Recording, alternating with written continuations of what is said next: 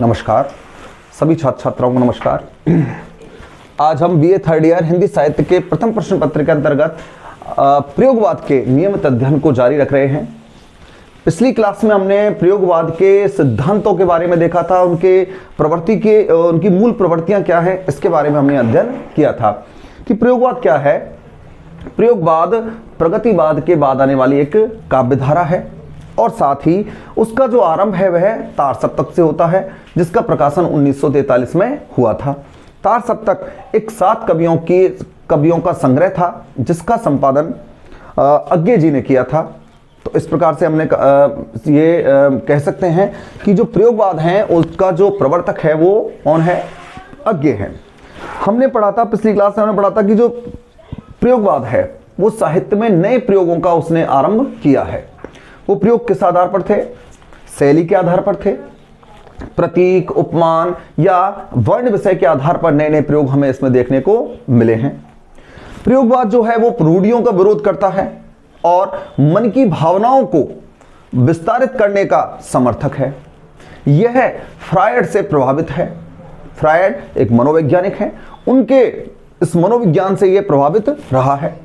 साथ ही ये जो है प्रयोगवाद जो है साहित्य में व्यक्ति की कुंठा, निराशा और व्यक्ति के भावों का चित्रण करने में बुद्धिवाद का सहारा लेता है, बौद्धिकता का सहारा लेता है। यह भावनाओं या रस के आधार पर यह निर्णय नहीं करता है। इसका जो मुख्य लक्ष्य वो क्या है, बौद्धिकता है, कि बौद्धिकता के आधार पर यह निर्णय करता है। दूसरी बात देखें तो यहाँ जो प्रयोगवाद के जो कवि हैं उनको अज्ञे जी ने क्या कहा है कि ये जो कवि हैं वो नई राहों के अन्वेषी हैं, अर्थात ये नई राह को खोजने वाले हैं। अब इन भाव विचार के आधार पर प्रयोगवाद की प्रवृत्तियां किस प्रकार की थी, कौन कौन सी विशेषताएं हैं, उनके बारे में आज हम अध्ययन आरंभ करते हैं। तो देखिए प्रयोगवाद की प्रवृत्तियां, सबसे पहले तो मैं एक और आपको स्पष्ट करूं कि मैंने जिस प्रकार कहा था आपसे कि प्रयोगवाद जो है उसका समय है 1943 से 1951, ये इसका समय रहा है। लेकिन प्रथम तार सप्तक 1943 में है और द्वितीय तार सप्तक 1951 में है। दूसरे तार सप्तक के बाद जो प्रयोगवाद है यह नई कविता में परिवर्तित हो जाता है। दूसरे तार सप्तक के बाद जो प्रवृत्तियां हैं वो किस प्रकार की आती हैं, नई कविता की आती हैं। तो एक प्रकार से हम यदि ये कहें कि प्रयोगवाद और नई कविता एक हैं तो बहुत कुछ हद तक, बहुत कुछ स्तर तक दोनों ही बिल्कुल एक समान है। कवियों की भी स्थिति वही है कि जो कवि प्रयोगवाद में हैं वही कवि किस में आ गए थे, वो नई कविता में आ गए हैं। और जो ये बात इसलिए भी आवश्यक है कि जो हम प्रवृत्तियां पढ़ेंगे ये समस्त प्रवृत्तियां जो हैं, ज्यादातर जो विशेषताएं हैं वो प्रयोगवाद और नई कविता की समान ही ठहरती हैं। कुछ एक दो अपनी कुछ ऐसी विशेषताएं हैं जिनको नई कविता के कवियों ने एक विशेष रूप में प्रदर्शित किया है, उनके बारे में हम आगे चर्चा करेंगे। लेकिन ज्यादातर जो विशेषताएं हैं वो प्रयोगवाद और नई कविता की दोनों की समान ही हमें दिखाई देती हैं। तो आप कह सकते हैं कि प्रयोगवाद और नई कविता का जो स्वरूप है वो क्या है, एक है। और कब हुआ है नई कविता का आरंभ, कब हुआ, स्वरूप कब हमारे सामने आता है, दूसरे तार सप्तक के बाद नई कविता का स्वरूप हमारे सामने आता है। अब हम प्रवृत्तियों के बारे में अध्ययन करते हैं कि प्रवृत्तियां इसकी कौन कौन सी हैं। सबसे पहली प्रवृत्ति आती है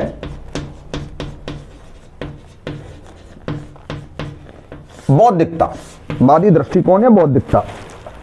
देखिए बौद्धिकता प्रयोगवादियों का जो मुख्य लक्ष्य था वो रस नहीं था, भाव नहीं थे। उनका मुख्य लक्ष्य क्या था, बुद्धि के आधार पर निर्णय करना था कि वे भावनाओं को, कल्पनाओं को, सौंदर्य को, काल्पनिक सौंदर्य को इतना ज्यादा महत्व नहीं देते थे।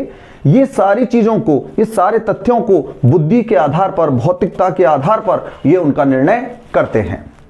यहां जो बौद्धिकता है वह बौद्धिकता क्या किस प्रकार की है कि समाज में जो स्थितियां हैं उनको आप कल्पना के आधार पर मत देखिए, भाव विचार के आधार पर मत देखिए, उनको यथार्थ रूप में देखकर अपने विवेक से उनका निर्णय कीजिए।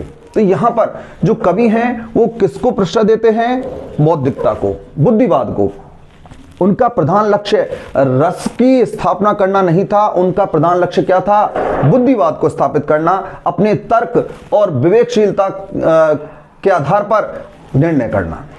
तो यहां हमें कौन सी प्रवृत्तियां मिलती है प्रयोगवादियों की? बौद्धिकतावादी दृष्टिकोण इनका हमें दिखाई देता है।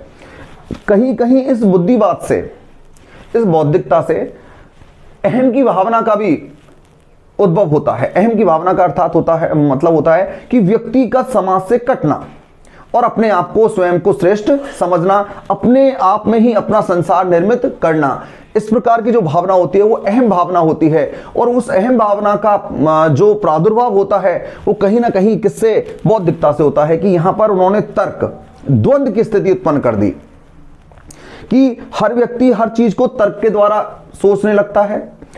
हर चीज में उसे द्वंद्व दिखाई देता है कि ये सही है या गलत है, ऐसा हो सकता है या नहीं हो सकता है। तो ये जो तर्क और द्वंद्व की स्थिति है वो किस कारण आती है? बौद्धिकता के कारण आती है। तो कहीं कहीं इस बौद्धिकता के कारण इस कविता को कहा गया है कि भाई ये समाज में सही प्रकार का संदेश नहीं दे पाई है। लेकिन प्रयोगवादियों ने यह बात मानी है कि व्यक्ति को भाव, विचार और कल्पना के स्थान पर सामाजिक और आसपास के परिवेश को अपने बुद्धिवादी दृष्टिकोण से ही देखना चाहिए, तभी जाकर उसका सही निर्णय हो सकता है। तो पहली प्रवृत्ति कौन सी है? बौद्धिकता है। इसके आधार पर हम पंक्ति देखते हैं कि ये स्पष्ट करते हैं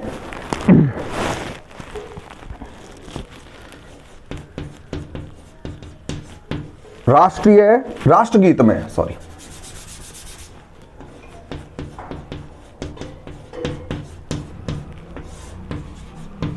राष्ट्रगीत में भला,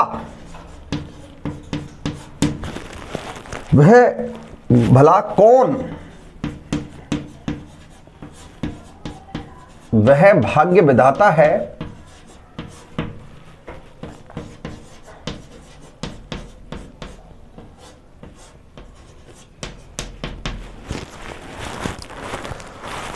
भाग्य विधाता है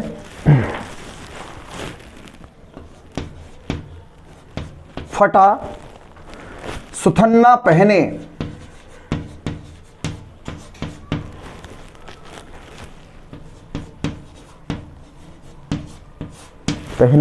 जिसका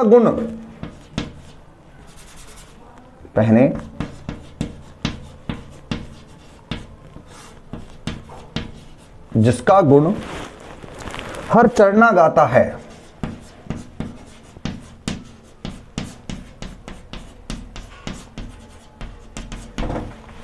बौद्धिकता के आधार पर यह पंक्ति स्पष्ट करती है कि वो स्पष्टवादीता में अपना विश्वास रखते हैं कि राष्ट्रगीत में भला वह कौन भाग्य विधाता है, फटा सुतन्ना पहने जिसका गुण हर चरना गाता है। कि वो कहते हैं कि राष्ट्रगीत में भारत भाग्य विधाता, की जो भाग्य विधाता वो कौन है, जिसको वे कौन भाग्य विधाता है जिसके बारे में हमें पता नहीं लगा है।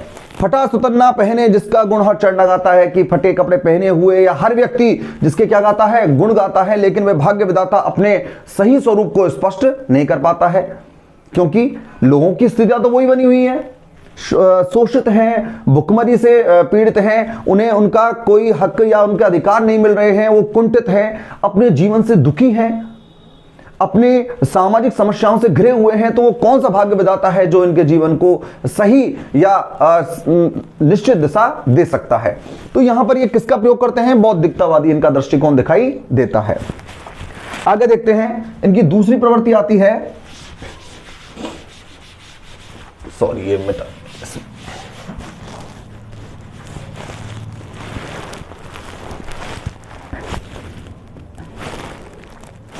मानवतावादी दृष्टिकोण। मानवतावादी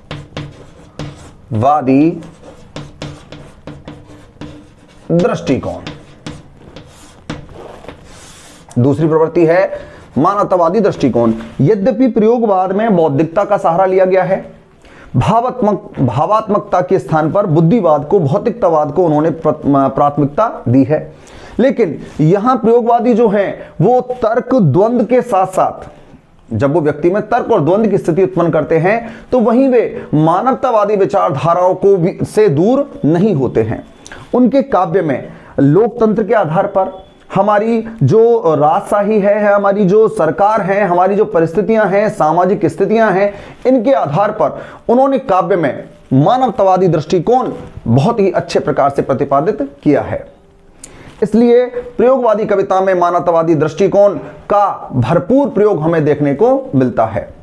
लेकिन इनका ये जो दृष्टिकोण है थोड़ा सा अन्य युगों से थोड़ा सा भिन्न है।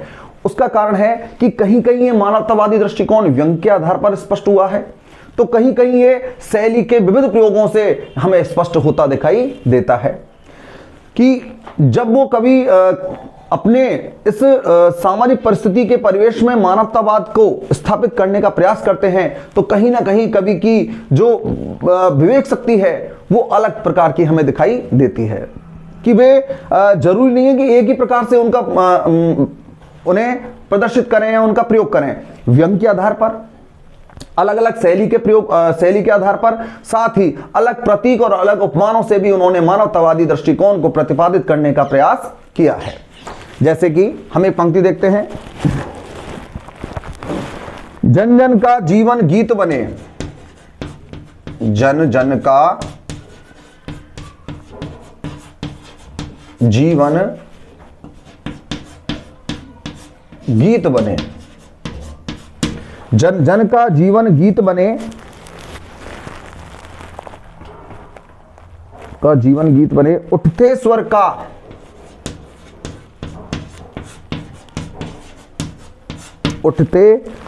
का यह गीत नया,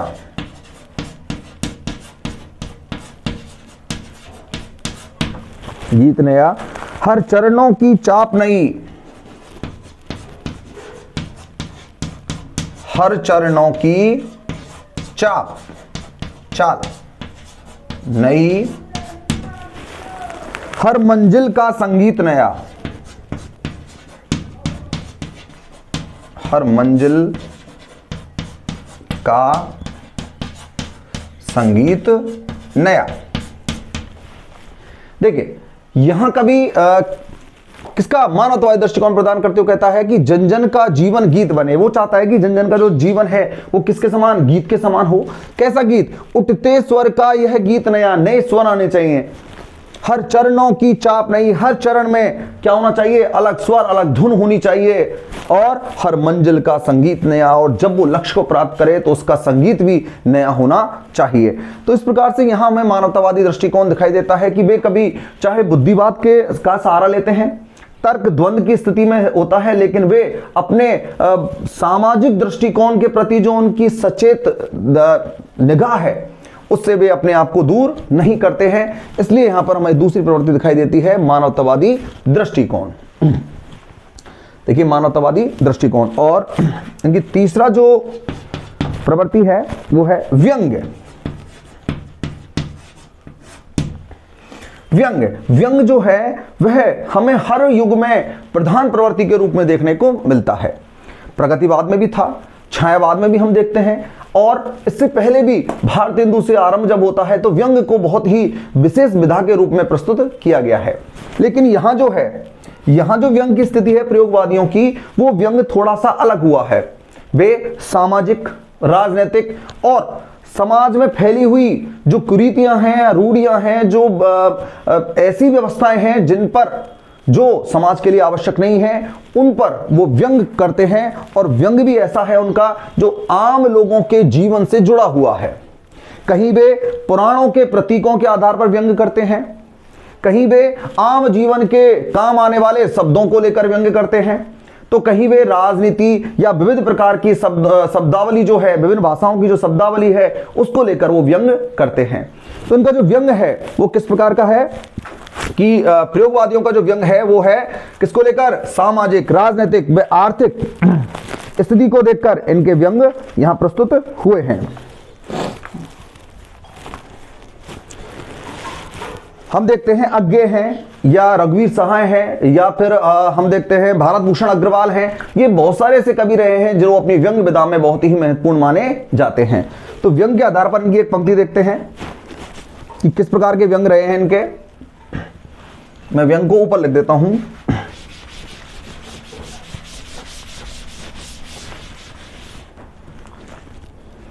व्यंग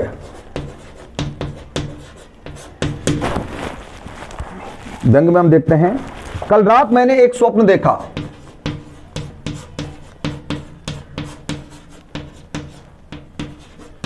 कल रात मैंने एक स्वप्न देखा।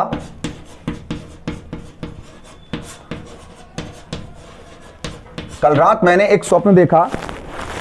मैंने देखा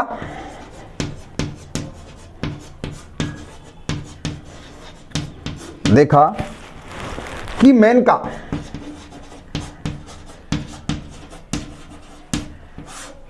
अस्पताल में नर्स हो गई है।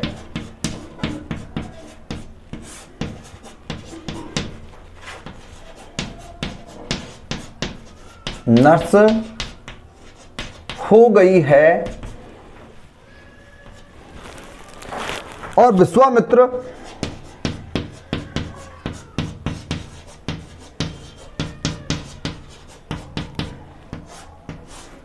ट्यूशन पढ़ा रहे हैं।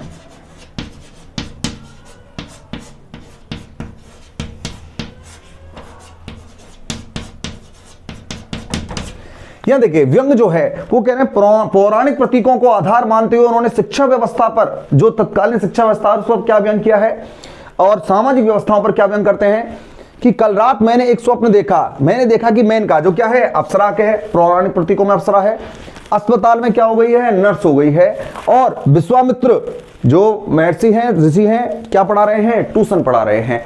अर्थात उनके जो व्यंग हैं उनमें जो वो शब्द चयन की जो स्थिति है वो पौराणिक प्रतीकों के आधार पर भी है, सामाजिक स्थिति के आधार पर भी है, और वे विविध परिस्थितियों और विविध शब्दावली का प्रयोग करते हुए अपनी व्यंग विधा को बहुत ही सम्यक प्रकार से प्रस्तुत करते हैं। तो उनकी अगली प्रवृत्ति कौन सी हो गई, व्यंग हो गई। हमने कौन कौन सी प्रवृत्तियां पढ़ी हैं उनकी, सबसे पहले बौद्धिकता, वादी दृष्टिकोण, फिर हमने पढ़ा है मानवतावादी विचारधारा, और हम पढ़ रहे हैं फिर व्यंग।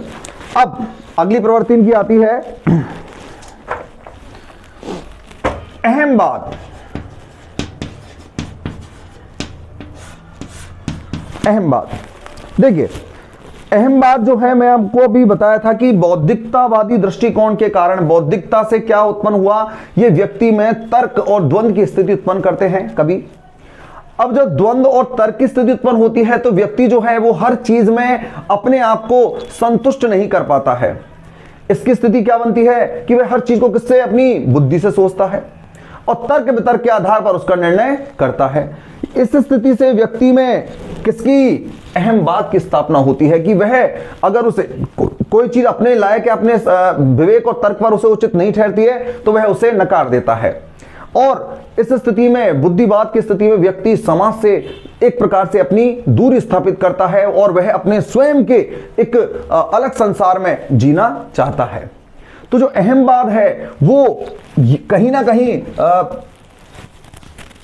प्रयोगवादी धारा का दुर्बल पक्ष भी कहा जा सकता है कि अहमवाद की प्रवृत्ति नहीं होनी चाहिए। लेकिन जो कवि हैं वो अहमवाद को समष्टि में मिलाने का, सभी में मिलाने का यहाँ पर बहुत ही महत्वपूर्ण प्रयास करते हैं कि अहमवाद की जो प्रवृत्ति यहाँ पर हमें दिखाई देती है वो कैसी है, व्यक्ति अपने समाज में जब उसे स्थान नहीं मिल रहा है, वह अपने आप को अलग कर रहा है, या कोई चीज उसे स्वीकार नहीं हो रही है, या कोई किसी को वह स्वीकार नहीं कर पा रहा है, तो वह अपने आप को अलग महसूस करता है। लेकिन जो यहां पर कवि कहते हैं कि भाई की जो ये अहमवाद की जो प्रवृत्ति है, इसके आधार पर व्यक्ति को समाज से अलग नहीं करना चाहिए। ये अकेला है, ये अपने अभी कुछ कार्यों के कारण, अपने किसी विशेष कार्य के कारण समाज से अलग हुआ है, लेकिन इसे अलग मत समझो, इसे कहां पर मिलाओ, इसे समाज में मिलाओ, इसे समाज में स्थान दीजिए, जिससे कि ये सामाजिकता का इसे ज्ञान हो सके और समाज की स्थिति में यह अपने कर्तव्यों का निर्वाह कर सके। तो यहां पर स्थिति कौन सी है, अहमवाद की। इसकी पंक्ति है, बहुत ही प्रसिद्ध पंक्ति है, यह दीप भरा, सॉरी, यह दीप अकेला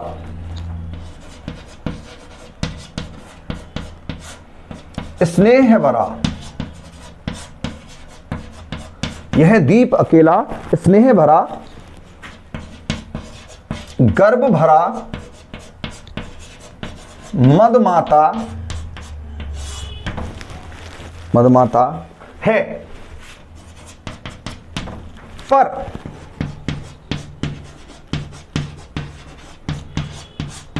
इसको भी पंक्ति को दे दो।